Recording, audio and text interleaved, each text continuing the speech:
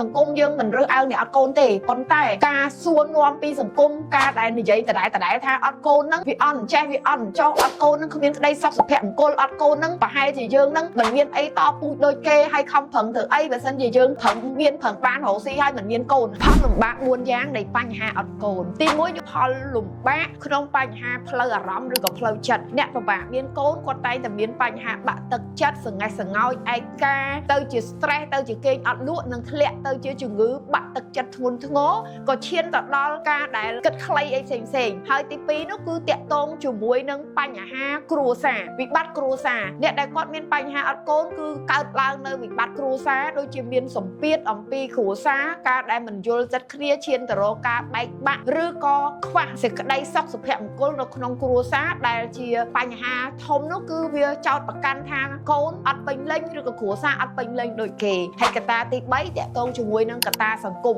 ពិតណាស់អ្នកអត់កូនសង្គមយើងមិនរើសអើងអ្នកអត់កូនទេប៉ុន្តែការសួរនាំពីសង្គមការដែលនិយាយដដែលថាអត់កូនហ្នឹងវាអត់ចេះវាអត់ចោះអត់កូនហ្នឹងគ្មានក្តីសុខសុភមង្គលអត់កូនហ្នឹងប្រហែលជាយើងហ្នឹងមិនមានអីតពូជដូចគេហើយខំប្រឹងធ្វើអីបើសិនជាយើងប្រឹងមានប្រឹងបានរកស៊ីហើយមិនមានកូនហើយពាក្យទាំងអស់នេះវាคล้ายទៅជាពាក្យដែលស្ដាប់ឮដដែលចារហូតដល់កើតជាខ្លួនឯងហ្នឹងក៏ដាច់ខ្លួនឯងពីសង្គមចាលែងចង់ជួបអ្នកណាលែងចង់ទៅស្រុកលែងចង់ជួបសាច់ញាតិបងប្អូនមិត្តភ័ក្តិដែលគេតែនិយាយថាអូគេអ្នកក្រោយនឹងការហើយមានកូនហើយអីហើយអញ្ចឹងទៅវាទៅជាមានសម្ពាធពីសង្គមដែរហើយបញ្ហាទី4នោះគឺវាតាក់ទងជាមួយនឹងផ្លូវសុខភាពឬក៏ផលវិបាកនៃសុខភាពមែនតើទៅបញ្ហាលំបាកមានកូនវាជាជំងឺមួយគេហៅថាជំងឺលំបាកមានកូនអញ្ចឹងវាមានបញ្ហាសុខភាពណាមួយហើយដែលធ្វើឲ្យលំបាកមានកូនហ្នឹងចាឈានទៅរកការមិនមានកូនតែម្ដងអញ្ចឹងមិនមែនសុខហ្នឹងលំបាកមានកូនឬក៏អត់កូនទេ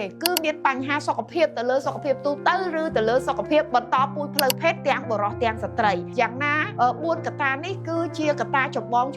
ដែលអ្នកលំបាកមានកូនតែងតែជួបចាខ្ញុំអត់អាចនិយាយ detail ជូនបងប្អូនទាំងអស់គ្នានៅក្នុងវីដេអូនេះបានទេប៉ុន្តែការដែលលំបាកមានកូនគឺសុទ្ធតែមានដំណោះស្រាយដែលជាបទពិសោធន៍ខ្ញុំផ្ទាល់និងបទពិសោធន៍នៅក្នុងវិស័យជួយឲ្យមានកូនបែបធម្មជាតិនេះគឺយើងពិតជាអាចជួយអតិថិជនមានកូនរាប់ពាន់អ្នកមកហើយចាដែលគាត់បោះបង់ក្តីសង្ឃឹមខ្ញុំតែងតែលើកទឹកចិត្តឲ្យមានក្តីសង្ឃឹមហើយកុំបោះបង់ភាពខ្លាចជាប៉ាម៉ាក់គេដាច់ខាតដរាបណាយើងនឹងមានដំណោះស្រាយអញ្ចឹងវីដេអូនេះជាជំនួយឲ្យបងប្អូនយល់ថាបញ្ហាអត់កូនស្ងៀមស្ងាត់តែវាមានទុក្ខលំបាកអញ្ចឹងអ្នកផ្សេងក៏គួរតែយល់ពីទុក្ខលំបាកអ្នកដែលលំបាកមានកូនដែរចា